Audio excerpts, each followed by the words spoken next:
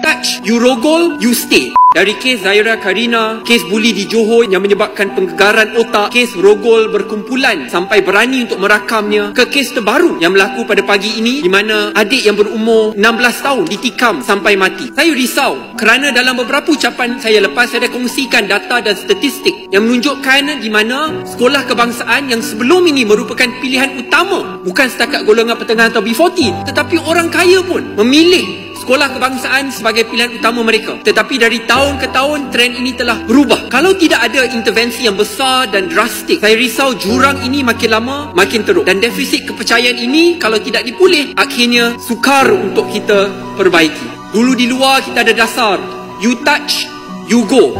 Tetapi kini persepsi di luar yang dikongsikan kepada saya, you touch, you rogol, you stay. Saya ada 3 cadangan yang saya ingin ketengahkan. Pertama, kita perlu serta-merta luluskan dana khas untuk pasang CCTV di setiap satu sekolah kebangsaan kita. Jangan guna helah dan alasan bahawa ini memerlukan dana yang besar. Cadangan yang kedua, kita perlu siasat dan kita perlu berani miskinkan sistem sokongan pembuli. Saya pernah bangkitkan ni pada ucapan-ucapan saya lepas. Setiap kali saya bangkitkan, kerajaan akan jawab kata, kita akan lakukan, jangan takut, daripada atas ke bawah kami tindakan. Saya tanya satu soalan saja. Tunjuk satu saja bukti, mana penguat kuasa, mana warden, mana pengetua, mana sistem itu, seorang pun yang dah diambil tindakan. Lazim ni tak ada. Cadangan yang ketiga, send an unequivocally clear signal bahawa buli sekecil mana pun tidak akan ditoleransi. Kerana kalau salah cakap walaupun dengan niat yang baik, persepsi itu akan berterusan dan berlarutan.